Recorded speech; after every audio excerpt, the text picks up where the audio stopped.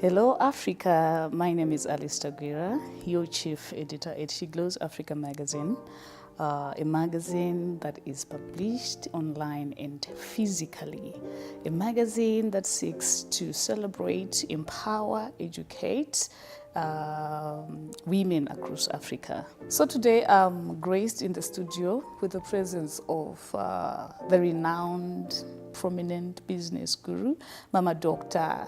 Divine Simbi Ndhlukula of Securico Security Company in Rikomborero Farms. I believe she's got more to add to her portfolio. And also, we are graced with one of the most inspiring business entrepreneur, Nyaradzo of Yanaya lifestyle. You know it. Welcome to the show, Mama and Nyat. Thank you very much. It's our pleasure to be here. Anything you want to add to your portfolio? Well, I think you've said it. I'm a businesswoman. I am a mother. I'm a grandmother. Yes. I love championing women's economic empowerment issues. I think that really explains who I am. Indeed. And Nyary? Thank you so much for having me. On top of being the founder and CEO of Yanaya, I'm a pastor's wife. I'm like a passionate Jesus girly, an Adventist pastor's wife who's a creative at heart.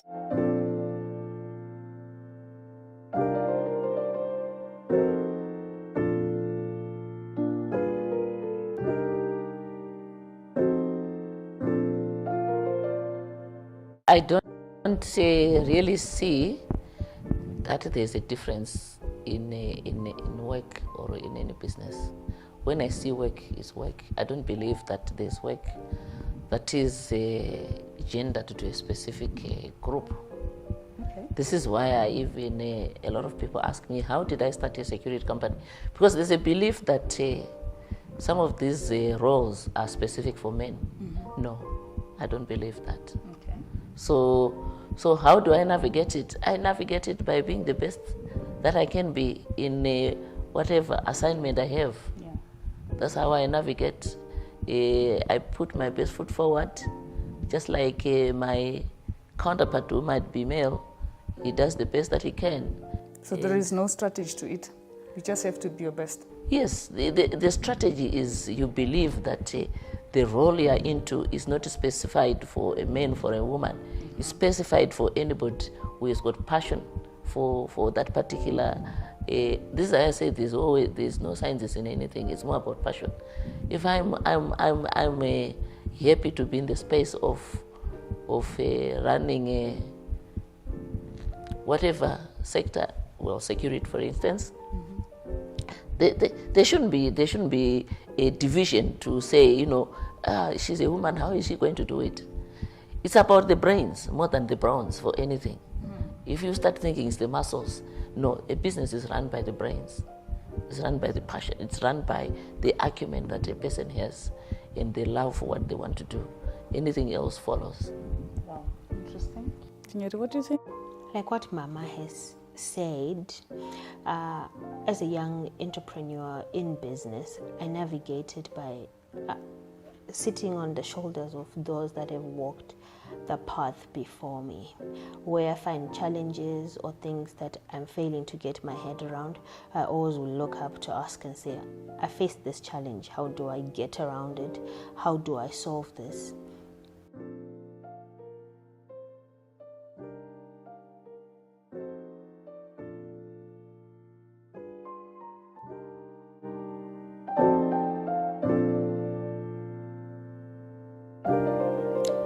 Well, for me, security has always been considered a prison for males, for men. So I came in and said, it's not for men, it's for us as well. Okay. That's why I started up in the sector. So I said we're going to employ women as security officers. Wow. Practitioners, and they were never accepted. So it was very difficult for not just the clients not just the managers that I employed, because they had the experience, the men were the only ones that had the experience. Not just those, but even the women themselves. They couldn't believe that they could be capable security practitioners. So I had to work on what I termed a kind of mindset change, really taking them, walking them through that anything can be done by them. And initially I did it, obviously, as a social issue to get women to be employed formally, because women were not generally not employed formally. They would be vending or going to South Africa to vend and so on. So I felt this is a mass employer opportunity that we could employ a lot more women, because currently we do employ over 1,000 women. Wow. So I said, how do I bring them in? I had to start working on the mindset of the women themselves through a training program. Then I had to go and convince the clients that they should accept the women. They didn't want to accept the women initially, but I had to tell them that in areas where there is a lot of mint and counting and looking at things, women could do better. I'd give them all the best reasons that they could accept, and it was very, I can say it was so pointed that a global company, Unilever, is the one that really rolled it out for us, because I talked to this MD and he said, okay, fine, let's bring them in, because he was British. So he could understand that women could do it from being a person with a global perspective. So indeed we put them there, and they made such a huge difference in the business at Unilever, because the pilferage that was going on, the kind of connivance that was happening at Unilever, came to a standstill, literally, because the women that we put in the dispatches and receiving areas, they arrested people left, right, and center. Wow. Because it was a lifetime opportunity for them to be formally employed. And I had inculcated in them that this is an opportunity we cannot afford to miss. And this is a door that has just been opened partly for us. We can open these doors widely for the other women to get opportunities to come in and be employed. So put your best foot forward, girls. Wow. I would rally them every day, and indeed they did. And when that happened, everyone started noticing. Even my own peers in the industry were saying, Divine, you're employing so many women, you're going to lose money. They will go to maternity leave. When the child is sick, the woman has got to go to the hospital. So you still pay them, because the labor laws that you need to pay them. So I said, no, it's just not about the money. It's also about me giving an opportunity to these women that also need to be employed, so that they can feed these children, because most of them that we employed were single mothers, divorced, and so on, and widows. Wow. So eventually it became such an excellent business decision, because you know what happened at Unilever is that it went wildfire. Everyone else was saying, so we would also rather have the female officers, because things are happening at Unilever, because Unilever was now saying, oh, things have really changed and so on. So we had a very good example to say, this is what is happening at this particular site. And if you are not accepting the women, you are losing out. So it became a very good business decision, and it even became a much more impactful business decision, because during hyperinflation, all the men were leaving work. Almost all the men. At some point, we had 70% employees as women in 2007 and 8, because the men were not patient to wait for money that is being hit left, right, and center by inflation. But the women were patient, and we could essentially be able to provide the numbers that our clients were seeking.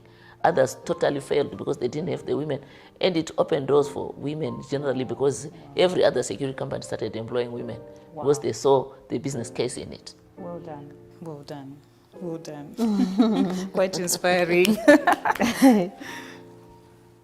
You? Okay, I think when we started Yanaya, we were creating a blue ocean, because we were introducing healthy food, which was so unbeknown to our market. What was familiar was fried chicken and chips, sadhanema zondo, sadhanema guru. When we were doing the research to say, okay, doing a market research before we started to say, okay, no, we want to bring in a brand that's going to serve healthy food, starch-free, no fried foods, sugar-free.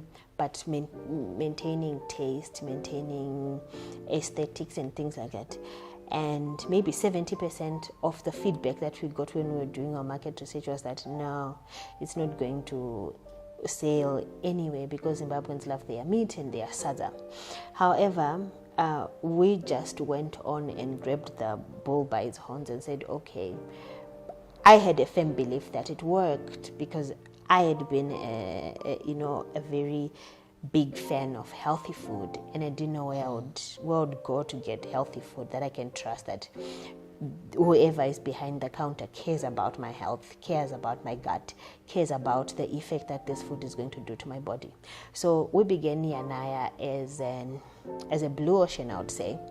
And 5 years on, we have introduced various innovative ideas to spruce up, to say you can eat healthy and it doesn't have to be boring.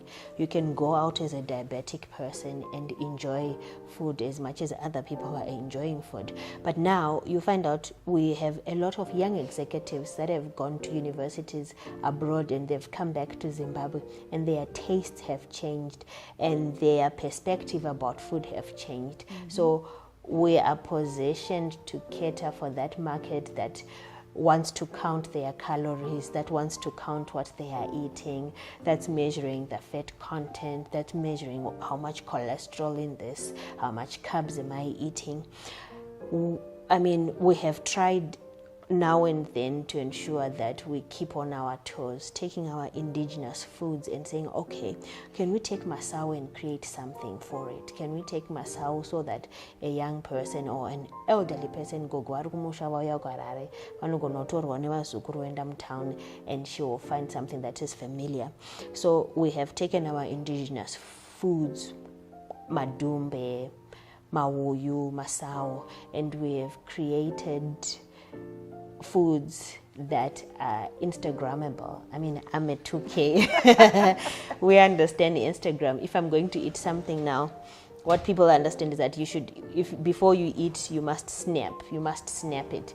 So we have come in and bridged a gap between your fried chicken and between your sadza and maguru, and say you can eat light and you can still Instagram it. And that has been our success and our USP, because we can bridge from your elderly clients to your young clients, and we are able to meet everyone's needs and expectations when they come in contact with Yanaya.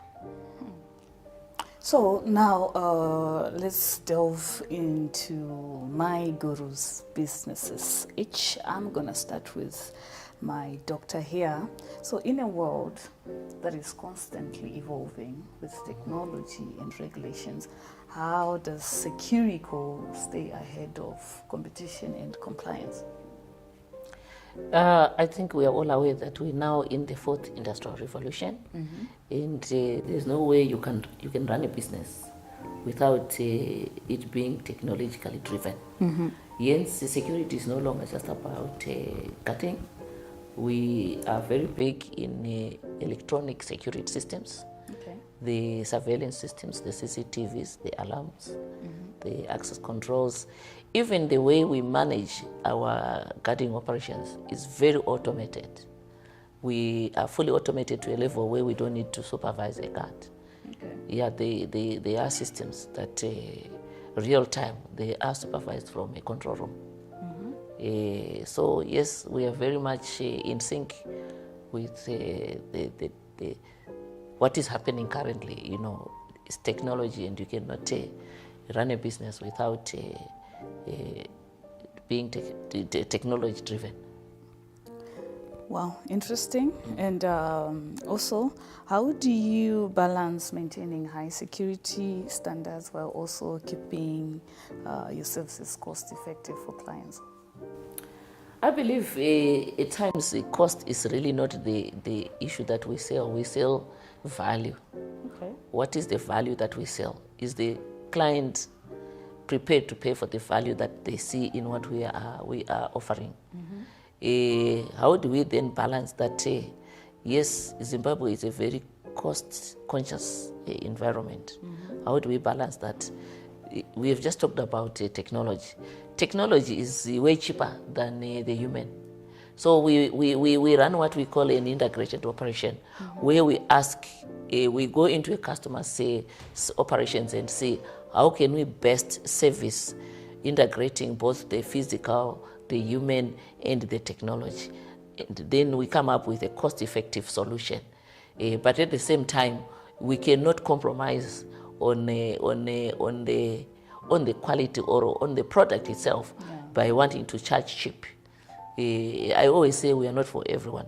We do charge, and this is why our business is really focused at the top end of the market. We deal with the major corporates, the embassies, the NGOs, people that are looking for the high levels of security, but at the same time can afford to pay them. But we also look at the cost-effective way of providing that by integrating the various solutions. Okay. How about Alice, who just it's more obvious in town, a great deal. Well, the best for you would be to put an alarm. Okay. It's not expensive to put an alarm. And what you then pay for is the monitoring of your premises from our control room. And then if there's an intrusion, we react. It registers in our control room, and we react. Our rapid response service is around everywhere in the city. Okay. So or in Harare. For a small operation like yours, what you just need is an alarm system. Okay. Installation of an alarm system is not that expensive. It's under 1,000 once off. Then you pay quarterly monitoring fees of about less than 200 per quarter, which is per 3 months. Your site is monitored from our control room 24/7. Okay. If someone is going to be intruding through a window, we quickly get to know, and response team reacts and intervenes. Okay. So it's not expensive. Yeah, I get it. I get it. Okay, let's move to Nyary. What differentiates Yanaya from the rest? I think it's because of our objectives. I believe, yes, we are about the business, but we are about the customer. We are about the customer. We have a byline that says only Yanaya cares about you. Okay. I mean, on our menu we have something that caters for your skin. On our menu we have something that caters for indigestion. On our menu we have something that caters for people with acids. On our menu we have something that caters for people that are lactose intolerant. So we are on a journey, or on this big mission to redefine what it means to eat healthy, to cater for those people that still have misconceptions around organic food and around what it means to eat healthy.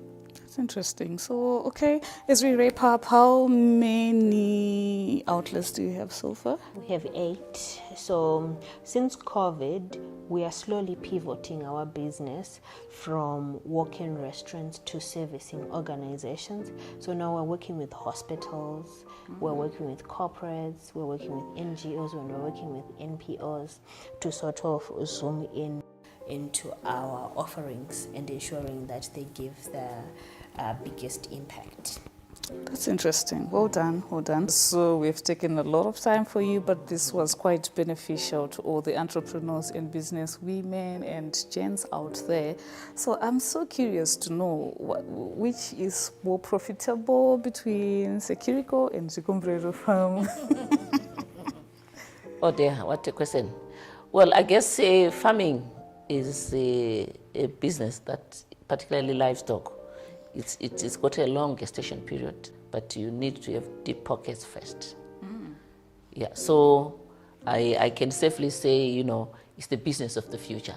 Wow. Because with agriculture, you never go wrong, because people always want to eat. There's no question about it.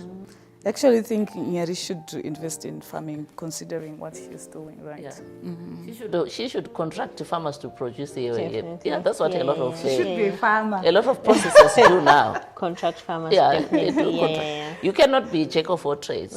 She contracts, and she just goes into contract agreements so that she knows she's got steady supply of raw materials. Interesting. Thank you very much, Mama Dr. Divine Simbi Ndhlukula Nyary for gracing our stage. You can share where the viewers can find you. Okay, I'm personally found on my public Facebook. It's just Divine Simbi Ndhlukula. I'm Securico. You can also find Securico, their website, www.securico.co.zw. Same as Shikombarero, www.shikofarms.co.zw. I'm available on all social platforms: Instagram, Twitter, Facebook, LinkedIn, TikTok. Okay, and Yanaya? And Yanaya is also found on all social platforms, and you can find us on our website, www.yanaya.co.zw. Don't also forget to visit us on www.sheglowsafricamagazine.com, Facebook, She Glows Africa Magazine, Instagram, She Glows Africa Magazine, YouTube, The Alistair Gura Show. Until next time.